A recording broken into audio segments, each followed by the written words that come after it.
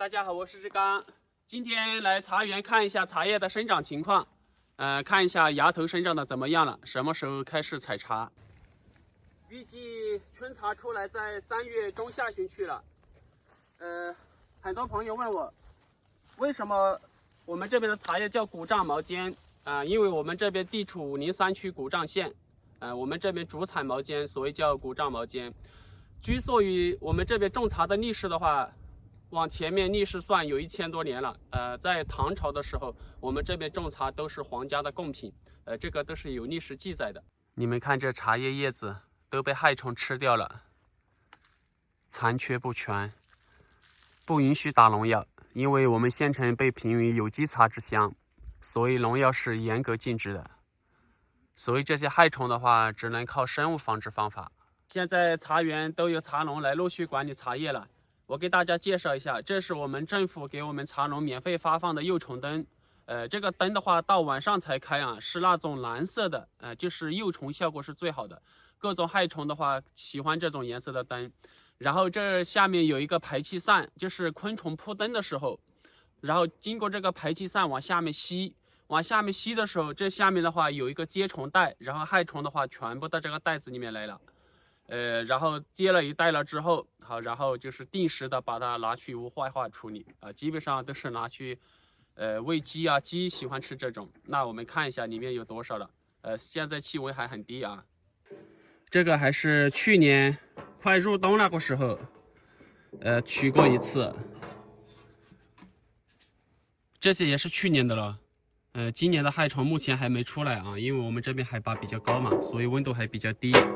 一般来说，1年取2次到3次，主要就是在夏秋季节了。这里有一个商飘销，也就是遗料虫了。这个季节快孵化出来小螳螂了啊，那就不动它。一般有的附近找一下啊，一般都还会有啊。这里还有一个螳螂，也是一虫。你像这么一个卵，它基本上能孵化出少则几十，多则几百只小螳螂。让它在这里吧。要放到干燥的地方，这样比较好。这是干死的茶叶，螳螂也是益虫，出来了之后会在茶园里面捕捉害虫。这里的浮虫也很多啊，还可以啊，都比较壮啊。这都是浮虫啊，挑一点回去吧。正好回去可以用来炒腊肉。等一下炒腊肉的话，就去我的茶叶加工基地，等一下带大家去看一下啊，是新建的。没带锄头过来啊，不过这个一般茶园地啊，土质也比较蓬松。浮虫就是要用把这种根啊，这个地方洗干净，吃起来挺香的。做浮虫酸的话，要等它中间抽这根芯的时候才能做浮虫酸。现在也可以做，但是现在做的浮虫酸它容易糊掉。这茶叶地都是杂草丛生的，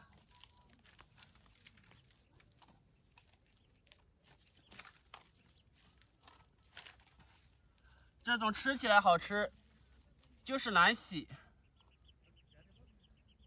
好了，够了，下腊肉可以炒一锅了。这地里的浮虫还不少，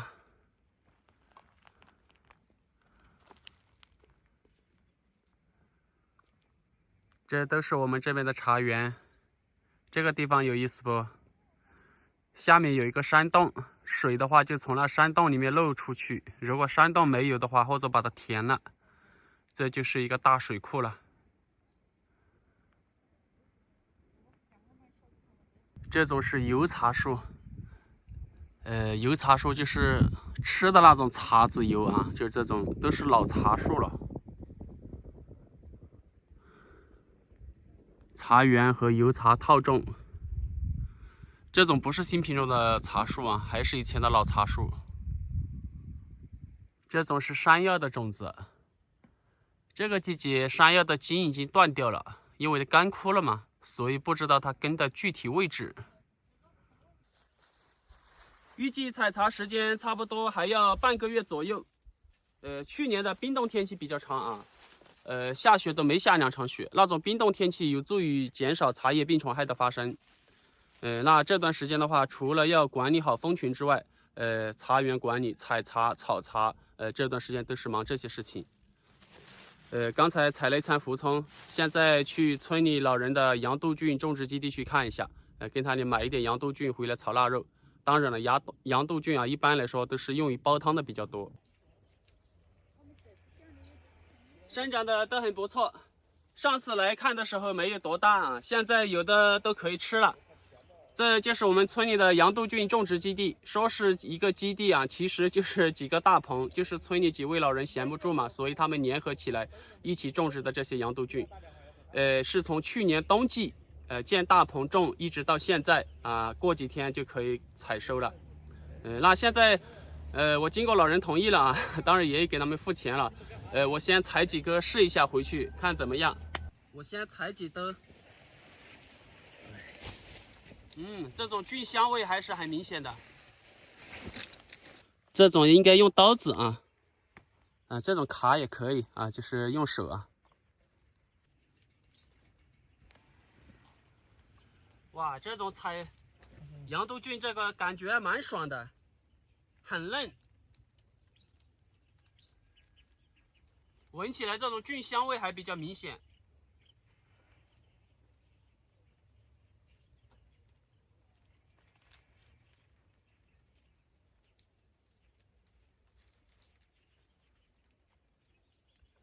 采了这么多了，回去下腊肉，看一下好不好吃。这种胡葱就是好吃不好洗，洗起来非常的麻烦。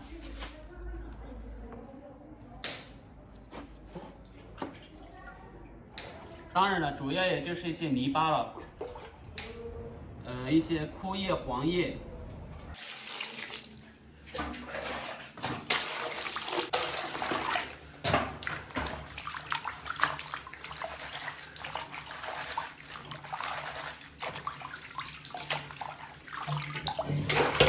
我朋友想试一下我的腊肉，炒菜是一把好手啊，我们今天见证一下他的手艺。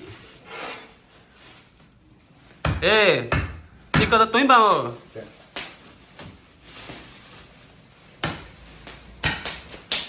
都是五花肉啊，这样带骨的，这些骨的话也是排骨啊。我们这边哪家哪户啊，切腊肉之前先用火烧过，这是一个必须的工序啊，烧过的皮子好切一点啊，吃起来的话也感觉到更香一点。稍微烧一下，油脂全部都出来了。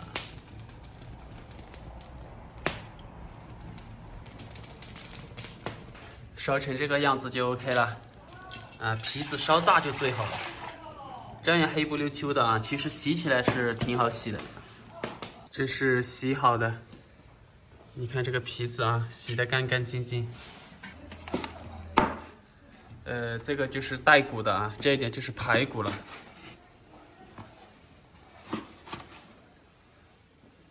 可以，五花啊。腊肉的话就是初9下炕啊，这是阳历9号啊，然后11号上架，11号下午5点，也就是我发视频的时间段。这一点排骨的话就分别把它切开了啊，等一下单独切啊，这是2根骨啊，排骨上面这一点肉不多啊，但是很香。这驴放油啊，别放油，把它这个油脂煸出来点，免得它们这吃光。哦，我朋友说把肥肉稍微炸一点油出来啊，那比放菜籽油还要香一点。干辣椒、花椒，油已经炸出来了啊，这个锅还是蛮给力啊，都没有粘锅。方便入味。羊肚菌啊，就是这样把它对半切开。等一下煮熟了，我们试一下。你看这个菌肉，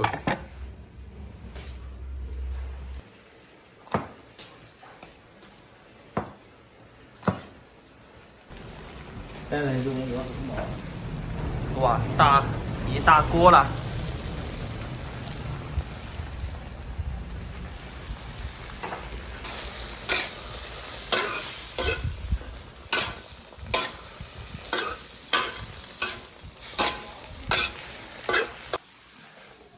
再把它焖熟，下面就是大火再吹啊。煮了10多分钟，熟了没？哇，一大锅啊，全部都煮到腊肉里面，成一坨了啊，一团了。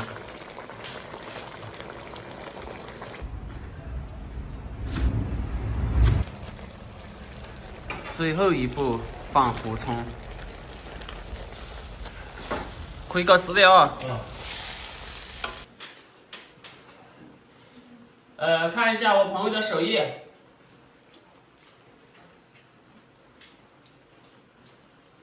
啊，鲜了哦。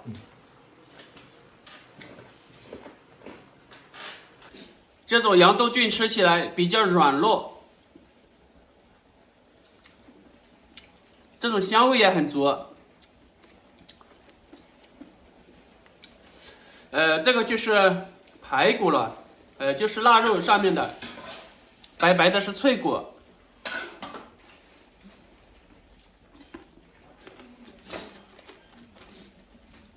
吃在嘴里的话，那种脆骨啊，一般的时候都叫得动，除非是老人家啊，那个脆骨叫不动，要不然脆骨吃起来脆脆的，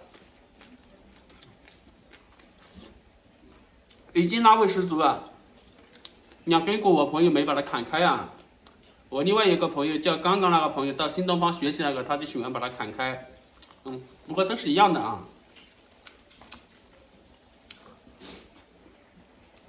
羊肚菌的话，一般不管是野生的还是人工种植的，这种人工种植的，一般怎么保存的话，都是喜欢把它烘干，可以长期保存。切的话就是对半这样切开，吃起来肉质比较厚，软糯，我个人感觉口感非常不错。开始要炒制春茶了。所以这些机器都是新买的啊，这2天要把它安装好。这厂房也是去年冬季才开始建。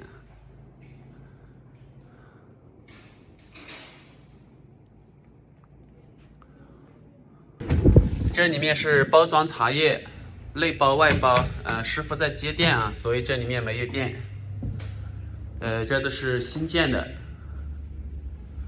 这总共是400多个平方，是在村里面，还要过2、3天、3、4天，然后有专业的师傅过来组装机器，这种机器叫我来组装的话还组装不了，那现在回去都快5点钟了，出来了，哇，那么多鸡蛋啊，只有1只小鸡啊，哇，那个可怜3天了啊，只孵化出了1只小鸡。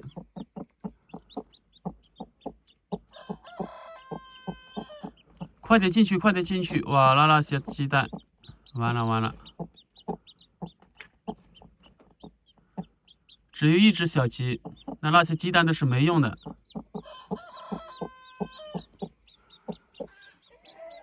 这是早上给它全部填满了啊，就没吃多少。因为只有1只小鸡嘛。这只小鸡还是蛮坚强的啊，你看，它自己能跑过去，然后躲到母鸡的羽毛下面。已经躲进去了。反正这些鸡蛋应该是孵化不出来了。那就再等2天，然后再把这些鸡蛋应该全部都没用了。我说怎么听到小鸡叫，就是那1只小鸡。你们看那只小鸡，还是蛮坚强的啊。鸡蛋不少啊，有10多枚啊，但是就出了这1只小鸡。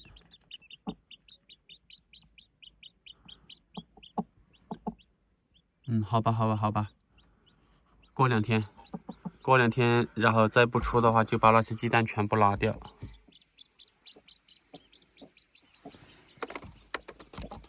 今天都忙了一天，现在都5点多了。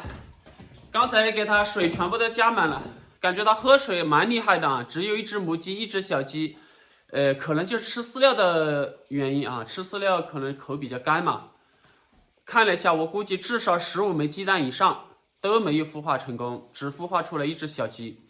那只小鸡看起来还是挺坚强的啊。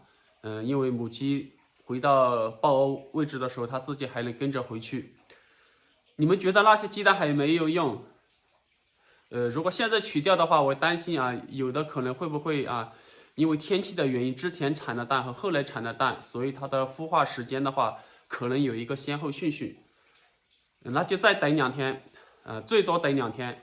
如果还没出小鸡的话，那些鸡蛋全部把它取出来，让那只母鸡的话专心带那只小鸡。